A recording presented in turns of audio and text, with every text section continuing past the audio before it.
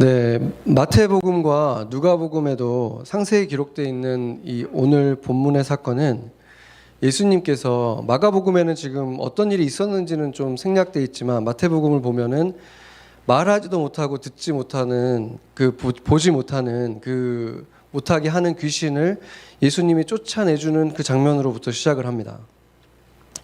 그래서 그 사람의 그 귀신을 쫓아주고 나니까 이 주변에 몰려든 군중들은 이 사람이 다윗의 아들이 아니냐, 이 사람이 혹시 우리가 기다리던 메시아가 아니냐, 이렇게 하면서 막 놀라워하는 장면이 있습니다. 그런데 바리새인과 종교 지도자들은 그 상황을 보면서 정반대의 얘기를 하는 거예요. 뭐라고 합니까? 이 사람이 지금 귀신의 왕인 바알세불을 힘입어서 지금 이 귀신들을 쫓아낸다, 이렇게 얘기를 하는 거예요. 지금 이 사람들의 이런 태도를 보면은 정말 대담하다고 생각되지 않습니까?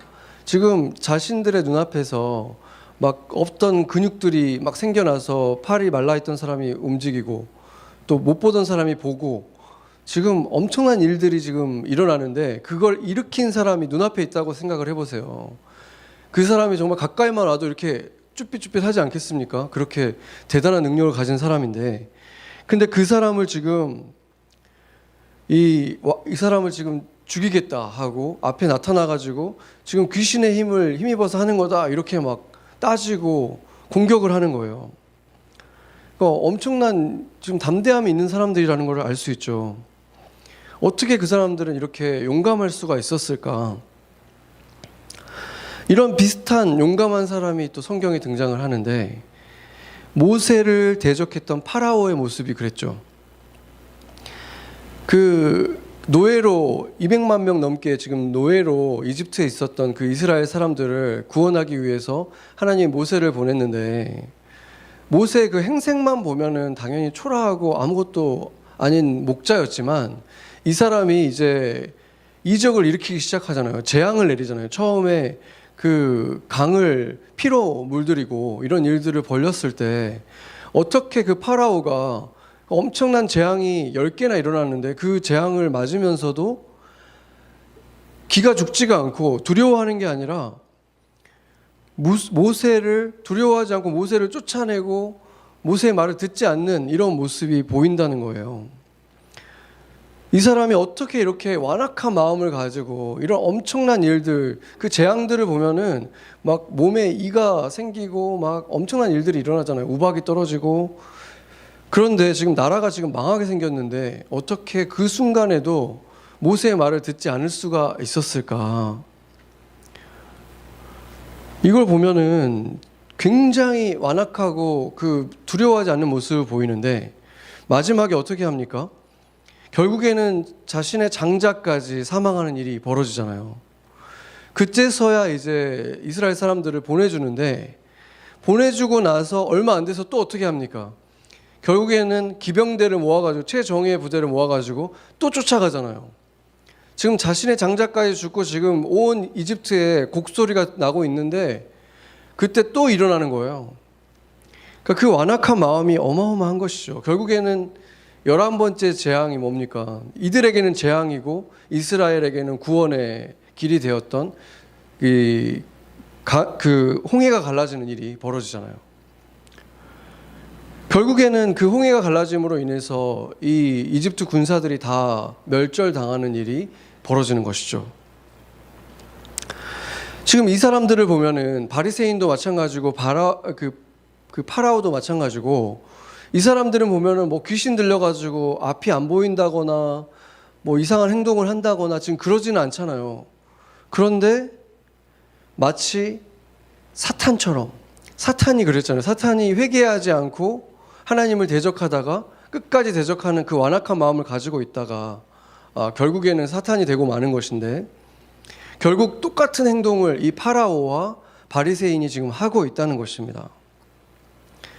이 파라오와 바리새인을 보면은 전혀 다른 사람들이죠. 이 바리새인은 하나님을 믿는 사람들이고 엄청나게 율법을 통달한 이런 사람들이었고, 파라오는 엄청난 권력자, 이방의 신처럼 행동했던 권력자인데 이 두 사람은 완전히 다른 종류의 사람들이지만 공통점이 하나 있었어요. 이 사람들이 파라오가 그 마지막에 장자까지 잃고 나서도 그 떠나가고 있는 그 이스라엘을 보고 왜 견딜 수가 없었을까요? 계속해서 뭐 진짜 우박이 떨어지고 나라가 거의 망할 정도로 계속해서 재앙이 일어나는데도 왜 마음을 못 돌이켰을까요? 자존심이 상하는 거예요. 자신이 신인데, 자기가 지금 그 태양신의 아들이라고 파라오라고 불리우는 자인데, 이렇게 자기가 무력하게 아무것도 손쓸 수 없이 그냥 내달라는 대로 내주는 것을 견딜 수가 없는 거예요. 그 자존심이 허락을 안 하는 거예요. 그래서 이 사람이 돌이키지를 못하는 것입니다. 지금 이 바리새인도 마찬가지인 거예요. 자기가 하나님의 제사장이고 자기가 하나님의 말씀을 전하는 사람인데 이 초라한 행색에 이 예수가 와가지고 자기가 하나님이 보낸 사람이라는 그런 막 기적들을 일으키니까 자존심이 허락을 하질 않는 거예요. 결국에는 그 자존심이 이 사람들을 완악하게 만들었고, 이 완악함은 하나님도 두려워하지 않게 만든 거예요. 그래서 회개할 수 없는 영혼이 되어버리는 치명적인 죄악을 저지르게 된 것입니다. 기적을 보여주면 믿겠다고 말하는 사람들이 이런 사람들과 비슷합니다. 한번 보여줘봐. 하나님이 있음을 한번 보여줘봐. 그러면 내가 믿을게. 이런 사람들이 바로 막상 기적이 일어난다고 해도 믿지 않아요. 막상 기적이 일어나면 납득할 만한 다른 이유들을 찾습니다. 회개할 기회를 계속해서 저버리는 것, 그것이 바로 완악함입니다. 출애굽기 7장 22절을 보면은 같이 한번 읽어보죠. 애굽 요술사들도 자기들의 요술로 그와 같이 행함으로 바로의 마음이 완악하여 그들의 말을 듣지 아니하니 여호와의 말씀과 같더라. 아멘. 그러니까 이 사람은 이게 지금 내 마술사들이 하는 거랑 똑같은 마술을 지금 이 모세도 하는 것에 불과하다, 이렇게 지금 단정짓고 싶은 거예요. 그러니까 회개할 기회를 줬지만 회개하지 않을 이유들을 찾는 거예요. 이 사람은 이미 하고 싶지가 않았기 때문에 하나님의 역사를 그냥 마술처럼 한날 주술로 폄하해버린 것이죠. 그래서 이런 기회를 하나님이 계속 주셨는데 결국 그 기회를 맞았을 때 이 사람이 회개하지 않았고, 그때 어떻게 됩니까? 결국은 하나님이 이제 나중에는 바로의 마음을 완악하게 하셨다고 말합니다. 출애굽기 10장 20절을 보면 이제는 여호와께서 바로의 마음을 완악하게 하셨다. 이제 하나님이 주신 기회가 끝난 거예요. 그 기회를 잃어버린 것입니다. 회개라는 것은 항복해야지 할 수 있는 거거든요. 내가 할 수 없습니다. 내가 졌습니다. 항복하고 투항해야만 할 수 있는 게 회개예요. 그렇기 때문에 회개는 당연히 무릎 꿇는 것이 포함되는 거예요. 내가 주님 앞에 무릎을 꿇어야 되는 거예요. 무릎을 꿇으려면 자존심을 버려야 되는 거예요. 그렇잖아요. 그렇기 때문에 예수님을 믿는 그리스도인들은 자존심을 버린 사람들인 거예요. 자존심을 버리면 어떤 일이 일어납니까? 사랑하기가 쉬워져요. 자존심을 버리면 용서하기가 쉬워져요. 왜 용서를 못합니까? 저 사람만큼 내가 사랑을 왜 못합니까? 그리고 그렇게 결국 용서하면서 살면, 사랑하면서 살면, 그리스도인답게 살면 자존심이 아니라 참된 자존감이 회복되는 것입니다. 오늘 본문을 보면은 예수를 인정하지 않았던 또 한 무리의 사람들이 있어요. 그 사람들은 예수가 미쳤다 하면서 그 사람을, 예수를 말리려고 지금 잡으러 왔다고 말합니다. 누구죠? 가족들이었어요. 가장 가까이 있었던 가족들, 예수를 너무 잘 안다고 생각했던 가족들이 지금 예수가 미쳤다고 하고 예수를 잡으러 온 거예요.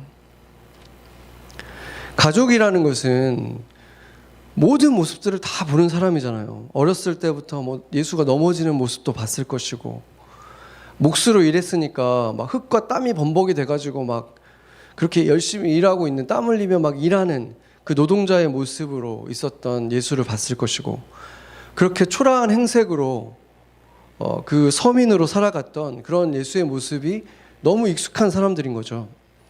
그러니까 그들이 보기에는 예수는 약하고 작은, 세상에서는 별로 볼품이 없는 그런 시골의 한 목수라고 생각한 거죠. 그 모습이 그들에게는 익숙한 거예요.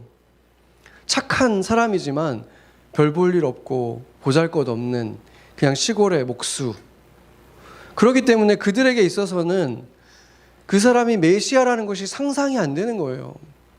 온 이스라엘을 구원할 자라는 모습이 상상이 안 되는 거예요. 그렇기 때문에 그 사람들이 어느 날 갑자기 군중들을 막 수만 명의 군중들이 따르고 이렇게 다니는, 메시아처럼 행색하고 다니는 이 사람 예수가 받아들여지지가 않는 거죠. 이 사람들의 입장에서는 이 사람이, 얘가 갑자기 미쳤나 이렇게 되는 거예요 지금. 그런데 예수님이 이 사람들의 이런 태도를 그냥 그럴만하다 이렇게 이해해 주시질 않아요. 예수님은 요한복음에 보면은 이 형제들이 와가지고 예수에게 막 대적을 하거든요. 유명해지고 싶으면서 왜 여기 있습니까? 예루살렘에 가지. 막 이렇게 약간 비아냥거리는 형제들의 모습이 나타나고, 오늘 본문에도 보면은 어머니와 형제들이 왔는데 막 반갑게 맞지 않으시죠 지금. 이 태도는 실망감이에요. 예수님은 지금 실망하신 거예요. 이 가족들의 모습에. 이들은 예수를 자기들이 너무 잘 안다고 생각을 했어요. 자기가 평생 같이 살아온 사람이니까. 그래서 자기들이 생각하는 예수는 이런 사람이다, 이런 존재다라고 생각하는 그 편견을 가지고 색안경을 끼고 예수를 바라보니까 결국은 남들보다 예수를 못 알아보는 거예요.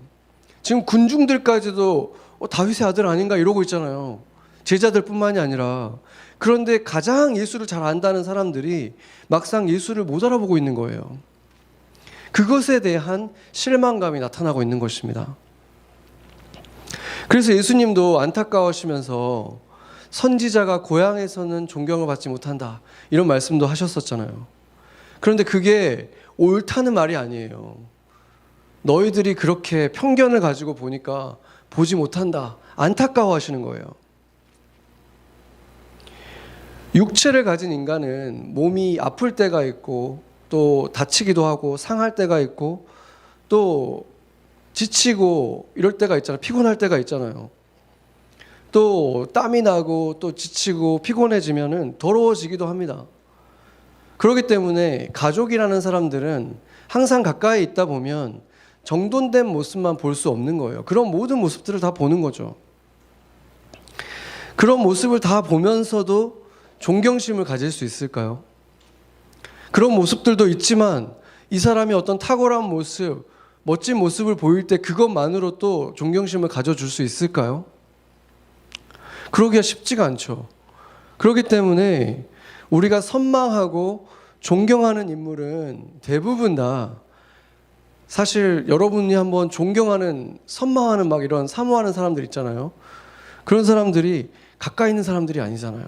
뭐 연예인이라든지 뭐 어떤 유명한 어떤 분이라든지 이런 분들은 좀 거리가 좀 있는 분들이잖아요. 어느 정도 거리에서 정돈된 모습만 보는 사람, 같이 화장실을 안 쓰는 사람, 이런 사람들에게 존경하는 마음, 사모하는 마음을 갖기가 더 쉽다는 것이죠. 그런데 아주 가끔 특별한 분들이 있어요. 그렇게 화장실도 같이 쓰고 살을 맞대고 살면서도 상대방에게, 가까이 사는 그 사람에게 존경심을 갖는 사람들이 있어요. 그래서 제가 생각을 해보면은, 그러면 그 둘 중에 누가 더 대단한 사람인가? 존경을 받고 있는 그 사람이 대단한 사람인가? 아니면 그렇게 살면서도 존경하는 그 사람이 더 대단한 사람일까? 그 사람이 더 대단한 사람이 아닐까요? 짜증난 모습도 보고 지친 모습도 보고 투덜거리는 연약한 모습도 보면서도 그 사람이 가지고 있는 어떤 좋은 점을 봤을 때, 아, 훌륭하다.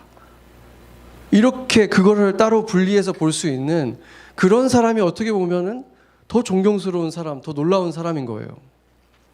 왜냐하면 그 사람은 은혜롭게 사람을 볼 줄 아는 사람이기 때문입니다. 은혜의 눈으로 볼 수 있는 사람들.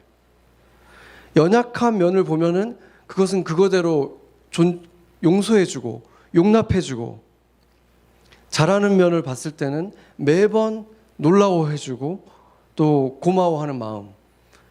그런 사람은 참된 사랑을 하는 사람이죠. 그런 일들이 일어날 때가 있잖아요. 이제 막 사랑에 빠진 사람들은 그런 일들이 일어나죠. 다 좋아 보이고 나쁜 거는 그냥 싹 가려지고 좋은 점만 더 많이 부각돼서 보이고, 그거는 이제 호르몬 때문에 그런 것인데, 비슷한 일이 수년간 지속될 수도 있습니다. 가능해요. 부모들을 한번 보세요. 부모들은 자식들이 막 실망시키고 짜증나게 하고 막 이럴 때가 있다가도 애가 뭐 조금 잘하는 게 있고 뭔가 나한테 좀 이렇게 착하게 잘 행동하면 갑자기 막 기분이 막 좋아지잖아요. 그 모든 걸 다 잊어버리잖아요. 그동안에 그랬던 모습들을. 그러니까 우리 안에는 잠재력이 다 있다는 거예요. 그럴 수 있는 잠재력. 자비롭게 용납하면서도 좋은 점들은 당연하게 여기지 않는 사랑을 지속할 수 있는 그 잠재력이 우리 모두에게 있다는 것입니다. 특히나 그리스도인들에게는 더한 것이죠. 왜 그렇습니까? 우리 아버지가 우리를 그렇게 보시잖아요. 우리가 그렇게 또 실망시키고 또 잘못된 길로 갔어도 주님 앞에 나와가지고 이렇게 찬양하고 막 이러고 있으면 주님이 또 막 잘 왔다 하면서 품어주시잖아요. 언제 우리가 그렇게 잘못했냐는 듯이 그러잖아요. 우리 아버지가. 그런 아버지가 우리 삶에 계시기 때문에 그런 아버지를 가진 우리는 더더욱 그럴 수 있는 것이죠. 그 아버지의 마음을 우리가 더 많이 닮아가면 우리가 그런 은혜롭게 사람들을 바라보는 사람이 될 수 있다는 것입니다. 결국 그 모든 가족 중에 보면은 어머니 마리아만, 예수님께서 사람으로서 이렇게 아직 부활하시기 전에 사역하실 때 따라다닌 사람은 가족 중에는 어머니 마리아밖에 없거든요. 그러니까 어머니 마리아만 어떻게 그럴 수 있었는가를 생각해 보면 이해가 되는 거죠. 부모들이 그렇게 할 수 있다 그랬잖아요. 어머니 마리아야말로 정말 예수님이 태어나가지고 고개도 못 가누던 때부터 자기 젖을 먹었고 자기가 그 기저귀 다 갈아줬고 연약한 모습을 다 봤지만 그것을 전혀 흠으로 여기지 않고 지금 가족들이 다 와가지고 예수를 미쳤다고 하면서 끌어내려고 하고 지금 비판하고 있고, 이런 상황도 지금 어떻게 보면 너무 비참한 상황이잖아요. 예수님의 모습이. 그런데도 그런 모든 약한 모습을 다 보셨어도 그게 전혀 흠으로 보이지 않고, 그럼에도 꿋꿋하게 사역하는 그 아들을 자랑스럽게 여기고 오히려 존경심을 가지고 함께 할 수 있었던 게 어머니였다는 것이 우연은 아닌 것입니다. 이것이 성경이 말하는 사랑이에요. 그러니까 어머니의 사랑이 성경이 말하는 사랑에 가장 가깝다고 말하는 이유가, 성경에서 말하는 사랑이라는 것은 형제들끼리의 사랑도 바로 이런 사랑이어야 되는 거거든요. 그런 연약함은 그냥 없었던 것처럼 금방 용서해주고 지나쳐주고, 좋은 점들이 있고 좀 잘하는 게 있으면 와, 너 잘한다 칭찬해주고 정말 좋아 보이고 그게 대단해 보이고, 그게 가능해요. 실제로 제가 목사가 되고 나서 그런 사랑을 경험하고 있어요. 여러분을 향한 사랑을 제가 가질 때 그런 사랑이에요. 예전이었으면은 다 지적하고 싶은 것들인데 그런 아버지의 마음으로 바라보니까, 은혜로 바라보니까 그 순간에는 안 그랬으면 좋겠다 하지만 또 그냥 지나가요. 또 품어져요. 그런 걸 경험해요. 여러분도 서로에게 그걸 할 수 있다는 것입니다. 은혜로 바라보며 사랑하는 것. 왜냐하면 성경에서 말하는 사랑이 바로 그런 사랑이기 때문에 그래요. 주님이 우리에게 부어주는 사랑은 그런 사랑이에요. 우리가 서로에게 그런 마음을 갖는다면 어떻게 이곳이 천국이 안 될 수가 있겠습니까?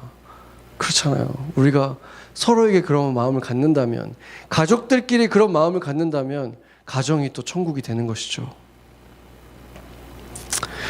예수님이 십자가를 지시고 나서, 부활하시고 나서 이제 그 500여 명의 형제들에게 보였는데, 그 중에 한 명이 친동생 야고보였어요. 그래서 이 야고보가 결국에는 사도행전에 보면은 예루살렘 공의회에서 베드로와 함께, 12제자도 아니었는데 그 공의회의 공동 리더로 돼 있어요. 그 예수님의 친동생, 예수님이 사역하실 때에는 오히려 반항했던 동생이었는데 그렇게 되어 있죠. 그러니까 결국에는 야고보가 회개하고 변화된 거예요. 그렇다면은 이 야고보가 얼마나 많이 땅을 치고 후회를 했겠습니까? 나중에 회개하고 나서 예수님이 자기 형이 이렇게 막 지금 이렇게 막 다니시면서 가르치고 할 때, 그때는 이렇게 팔짱 끼고 막 비판하고 그랬잖아요. 예수님에 대해서 그렇게 비아냥거리는 그 세력 속에 이 야고보가 있었거든요. 그런데 지금 나중에 회개하고 나서 그때 내가 왜 그랬을까? 형이 얼마나 마음이 아팠을까? 얼마나 회개했겠어요. 우리도 보면은 가족이라든지 직장 동료라든지 매일 보는 사람들 있잖아요. 자주 보는 사람들을 볼 때 우리에게 어떤 일이 일어나냐면, 객관적으로 한번 봐보세요. 그들이 나에게 그냥 아무렇지 않게 자연스럽게 해주는 것들이 있거든요. 너무 자연스럽고 잘해줘서 티도 전혀 안 나는 그런 일들이 있어요. 근데 그런 거에 대해서는 전혀 고마워하지 않는다는 거예요. 그러니까 당연히 표현도 안 하죠. 그런데 뭔가 거슬리게 하는 것들이 있어요. 내가 원하지 않는 모습들이 있으면 그거는 굉장히 못마땅해요. 가까운 사람일수록 그게 더 그래요. 그러니까 손님한테는 화낼 일이 없잖아요. 근데 가까이 있는 사람한테는 너무 못마땅하고 계속 거슬리는 거예요. 만약에 우리가 인생을 살아가는데 누군가 나한테 잘해주는 거는 전혀 좋게 안 느껴지고 거슬리게 하는 거는 엄청 크게 느껴진다면 그거야말로 불행해지는 지름길이겠죠. 불행의 공식이라고 할 수밖에 없죠. 불행의 공식이에요. 그렇게 살면 당연히 불행해지는 거예요. 근데 우리가 정말 그렇게 살아야만 하겠습니까? 그게 사탄의 속임수라고 생각하고 그 눈꺼풀을 이렇게 벗겨내보는 거예요. 그것을 벗겨내지 않으면 그렇게 살 수밖에 없는 것이고, 벗겨내면 특별한 삶을 살 수 있게 되는 거죠. 어떤 특별한 삶이 되겠습니까? 오히려 반대로 그 사람들이 좀 거슬리게 하고 못마땅해 한 거는 빨리빨리 계속 용서해 주는 거예요. 용납해 주는 거예요. 그리고 서툰 점들, 약점들은 그냥 빨리 품어주는 거예요. 그냥. 근데 반대로 잘하는 것은 볼 때마다 기쁜 거예요. 볼 때마다 감사하다면 얼마나 좋겠습니까? 그렇게 된다면. 거꾸로. 쉽지는 않죠. 왜 쉽지 않냐면 사탄이 그런 일이 일어나는 걸 너무 싫어하거든요. 그런 일이 일어나면 그 사람이 가는 곳마다 천국이 이루어지니까 얼마나 싫어하겠어요. 이 사람이 천국을 너무 자주 너무 크게 경험하게 되고 그 사람 때문에 그 주변 사람들까지 천국을 경험하니까 사탄이 얼마나 싫어하겠어요. 이 세상 권세 잡고 있는 사탄이 견딜 수가 없죠. 그렇기 때문에 대부분의 사람들이 거꾸로 살고 있는 거예요. 좋은 거는 요만하게 보이고 나쁜 건 이만하게 보이고 그렇게 사는 거예요. 부모님에 대해서도 우리가 같이 살 때는 안 그러다가 좀 떨어져 있으면 좀 고마웠던 일들이 조금씩 생각나잖아요. 그제서야 존경하는 마음이 조금씩 생겨나잖아요. 그러다가 이제 영영 뵐 수 없게 되면은 그제서야 그분들이 우리 삶에 얼마나 큰 선물이었는지 실감하잖아요. 그때가 되면. 이제 너무 멀어져가지고 편지도 한 장 쓸 수 없게 되면 그제서야 편지 쓰고 싶은 말들이 생각난다는 거예요. 가까이 있을 때는 전혀 안 보이다가 멀어지면 조금씩 보이다가 완전히 떨어지고 나면 그제서야 보이는 거예요. 얼마나 억울한 일입니까? 그 사단은 너무 즐거워할 일인데 우리는 통곡하는 일인 거잖아요, 나중에. 그런데도 대부분의 인생이 그렇게 살아가고 있다는 거죠. 대부분 다. 사단이 원하는 대로. 그래서 가까이 있는 사람들에게 고마움을 느끼고 그 사람들이 잘하는 것들이 굉장히 크게 보이고 볼 때마다 매번 기쁘게 느껴지고 감사한 이런 것들을 느끼는 것은 쉽지 않죠. 왜냐하면 세상이 흘러가고 있는, 사단이 원하는 대로 흘러가고 있는 거를 거슬러 가야 돼요. 이 물결을 거슬러서 가야 되니까 이게 얼마나 힘든 것입니까? 그러나 가능하다는 거예요. 왜냐하면 예수님이 세상을 거스르시고 세상을 이겼다 말씀하셨잖아요. 그래서 그분을 붙들고 매 순간 그분과 함께 살아가면 매 순간은 아니라도 더 많은 날들에, 더 많은 순간에, 더 많은 관계 속에서 그것을 경험할 수 있다는 거예요. 그래서 가까이 있는 사람들의 소중함을 더 많이 느끼고 멀리 있는 사람보다 오히려 가까이 있는 사람들에게 감사함을 더 많이 느끼고, 그리고 사실은 그 사람들에게 마음에 안 들이고 거스리는 것보다 고마운 게 사실은 훨씬 더 많다는 사실, 고마움의 표현을 내가 훨씬 더 덜하고 있다는 사실도 느낄 수 있는 것입니다. 그게 진리잖아요. 그게 진리예요. 그 진리가 나한테 실감 나는 거예요. 주님과 함께 있으면. 그러면은 더 진심으로 그것을 더 표현할 수도 있게 되는 것입니다. 그리고 그곳에 천국이 임하는 것입니다. 그것을 방해하는 최전방의 적들이 몇이 있어요. 그 중에 하나가 아까 말했던 자존심이죠. 적이 딴 데 멀리 있는 게 아니에요. 나 자신인 거예요. 그러고 싶지가 않은 거예요. 인정해주고 싶지가 않은 거예요. 고마운 거를. 왜냐하면 그러면 내가 뭔가 좀 낮아지잖아요. 내가 그 사람들의 잘못을 계속해서 지적해야 그만큼 올라갈 거 아니에요. 잘못하고 있는 것들이 쌓여야 내가 올라가서 뭔가를 요구할 수 있는 그 위치에 내가 올라가니까 그걸 포기하고 싶지가 않은 거죠.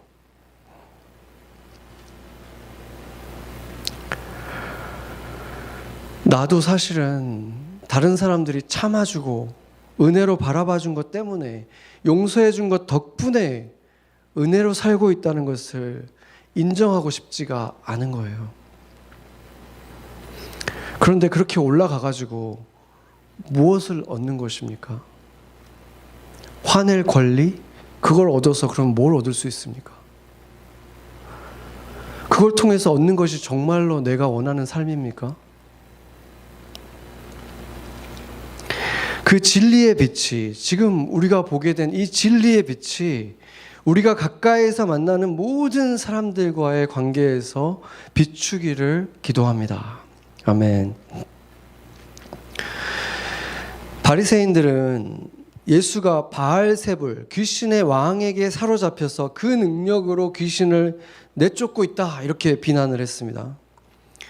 실제로 세계 어디를 가든, 한국도 마찬가지예요. 무당들이 다 그 일을 하는 거예요. 더 힘센 귀신을 불러서 작은 귀신을 쫓아내는 거예요. 부적이 그런 것이고 굿이 그런 거예요. 그렇죠? 예수님은 자신을 지금 그런 무당처럼, 주술사처럼 모욕을 주고 있는 사람들에게 이런저런 논리로 막 얘기를 했지만 결국은 받아들이지 않는 그 사람들에게 결국은 가장 무서운 경고를 하십니다. 성경에 나온 경고 중에 가장 무서운 거예요. 성령을 너희가 바알세불, 사탄이라고 말했기 때문에 그것은 성령 회방죄, 블라스퍼미, 영원히 용서받을 수 없는 죄다, 이렇게 선포하신 것입니다.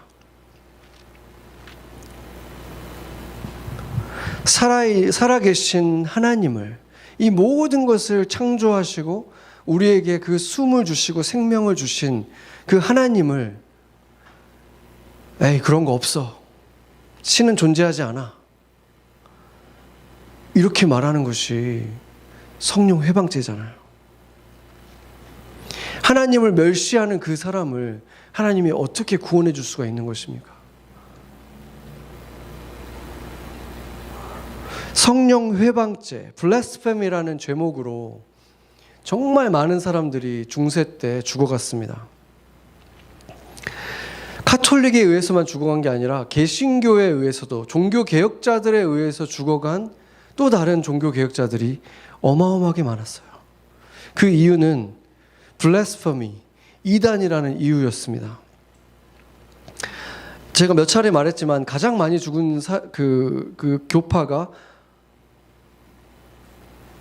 제침례교였습니다. 그 제침례교 사람들이 가장 많이 죽었는데 그들의 그 후예가 그 좀 근본주의로 후예가 내려온 사람들이 이제 아미시라든지 메논나이트이고, 그리고 조금 더 리버럴한 후예가 여기 침례교파입니다. 침례교파는 그런데 여러분도 알다시피 미국에서 가장 큰 교파예요. 그러니까 그때 당시는 그것을 그렇게 다 참수당할 정도로 이단으로 몰려서 죽었던 교파인데 지금은 가장 프라미넌한 교파가 돼 있는 것이죠. 주류가 돼 있는 거예요. 그렇다면은 그때 그들의 죽음이 올바르지 않았다는 거가 증명되는 거예요. 사실은 그들은 억울하게 죽은 거예요. 진짜 이단이 아니었는데.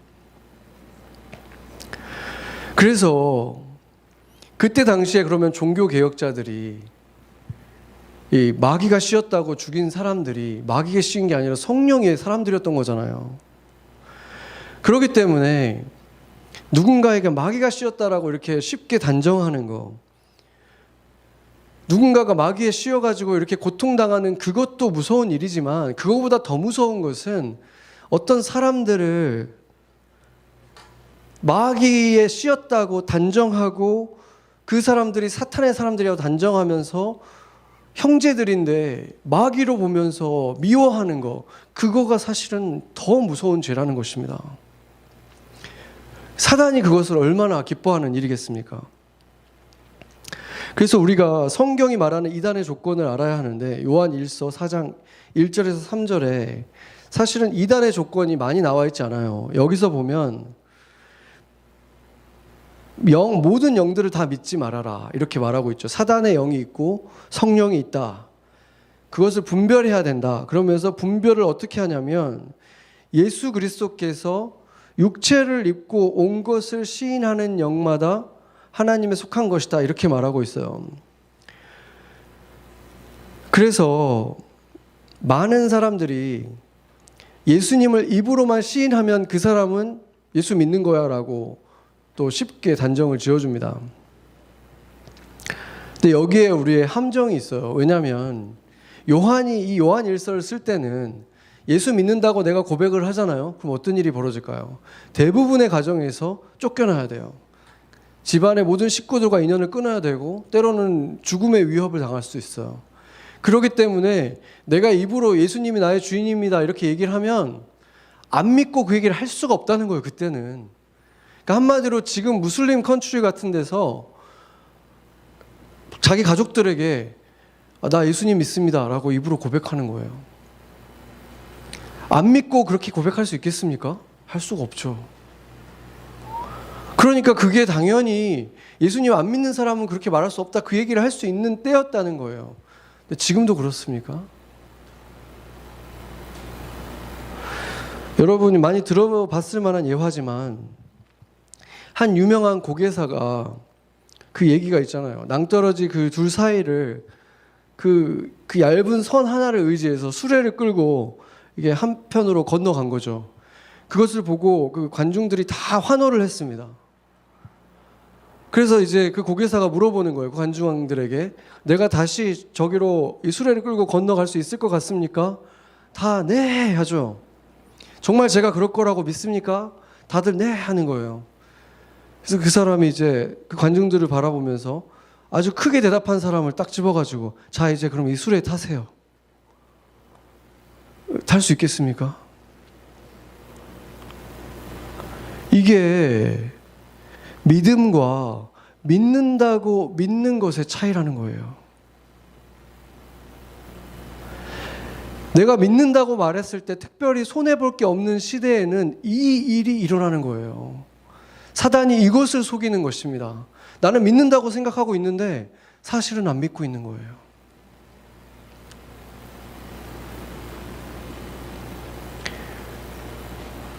로마 카톨릭이 지배하던 시대에도 예수님을 안 믿는다고 하면은 그 사회에서 주민등록증도 못 받는 거예요. 한마디로. 그때는 그러면 억지로 그러면 모든 사람이 세례받았고 억지로 모든 사람이 나 예수 믿는다고 말했는데 그러면 예수님 믿는다고 말한 모든 사람이 다 구원받았겠습니까?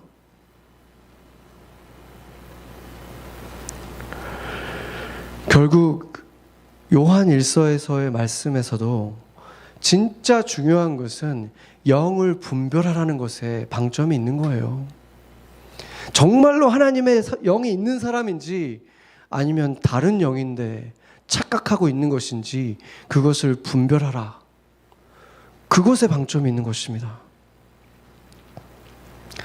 오늘 이 장면이 마태복음 12장에도 거의 비슷하게 기록되어 있는데 거기에는 한 가지 중요한 문장이 추가되어 있습니다.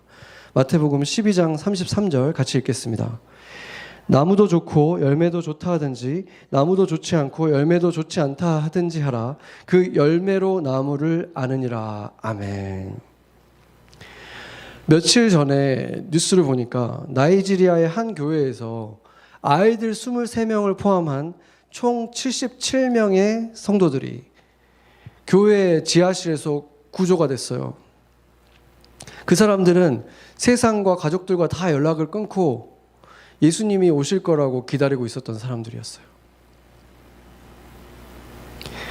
그 사람들의 문제는 교리가 아니에요. 예수님이 다시 오실 거라고 믿었어요. 이 사람들도 예수님이 오셨었고 재림한다는 거 다 믿었어요. 근데 문제가 뭡니까? 열매가 이상하잖아요. 이런 일이 끊이지 않고 한국에서도 있었고 기독교가 들어간 어느 나라나 이런 일들이 끊이지 않고 일어나잖아요. 그리고 우리를 부끄럽게 하잖아요. 하나님의 교회들에게 부끄러움을 줍니다. 아까 요한의 기준을 그냥 문자대로만 보자면은 이 사람들 예수님의 주라고 누구보다도 시인하는 사람들이에요. 지금 이 77명은 지금 예수님 올 거라고 모든 걸 다 버리고 지금 모여있는 사람들이잖아요. 아마 누구보다도 열심히 전도했을 것이고 누구보다도 열심히 만나는 사람보다 예수 믿어야 된다, 예수 믿어야 된다 했을 거예요, 이 사람들. 그런데 열매가 이상하잖아요. 이들의 이 열매가 이들이 가지고 있는 그 영이 하나님의 영이 아니라는 걸 증명한다는 거예요. 아무리 입술로 예수의 영을 돌아다니면서 증거해도 열매가 이상하다는 거예요. 그 삶의 열매가. 뭐 무슨 말하면 다 믿고 유튜브에서 말하면 다 믿고 이상하잖아요, 열매가.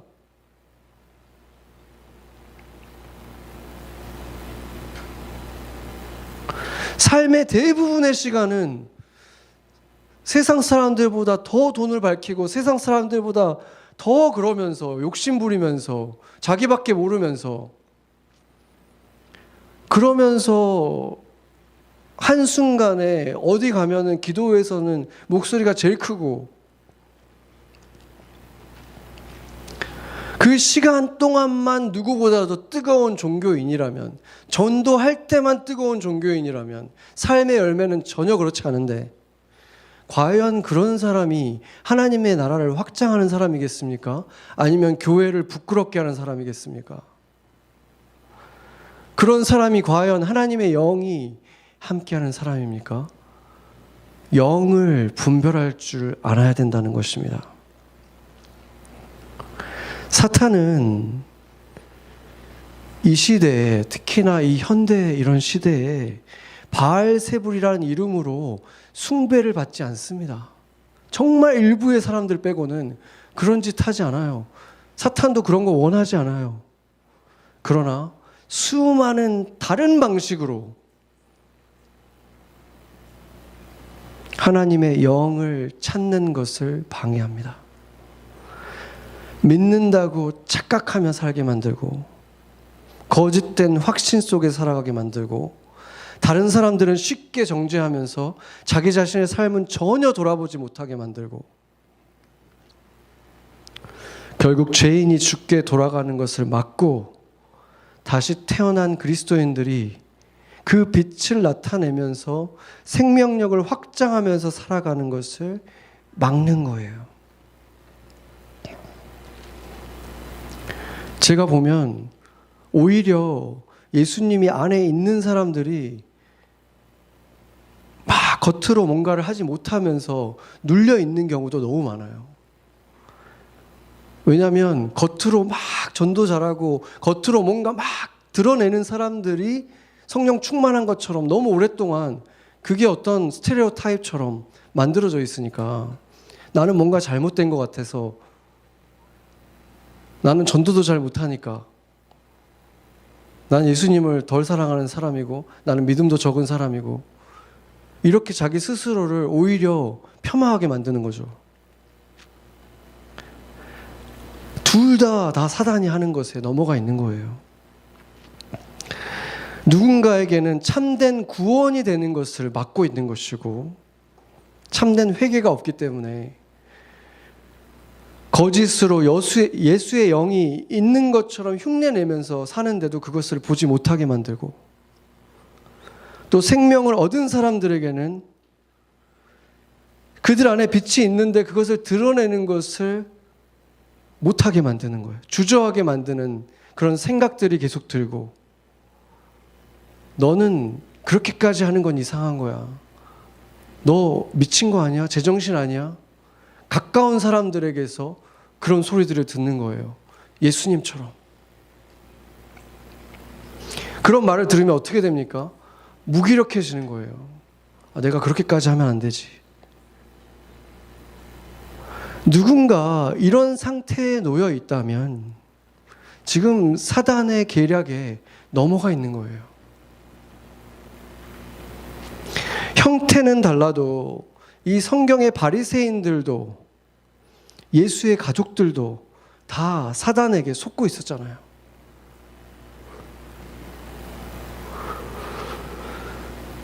여러분에게 있는 영은 하나님의 영이 맞습니까? 그 영은 여러분을 어디로 인도하고 있습니까? 밖에 가족들이 와 있다는 소식을 들은 예수는 그 바로 곁에 앉아 있는 형제 자매들을 보면서 이렇게 말했습니다. 지금 바로 여기에 내 어머니와 내 형제와 내 자매들이 있다. 내 동생들이 지금 여기 있다. 누구든지 하나님의 뜻을 행하는 자가 내 형제요, 자매요, 어머니니라. 아멘. 같이 기도하겠습니다.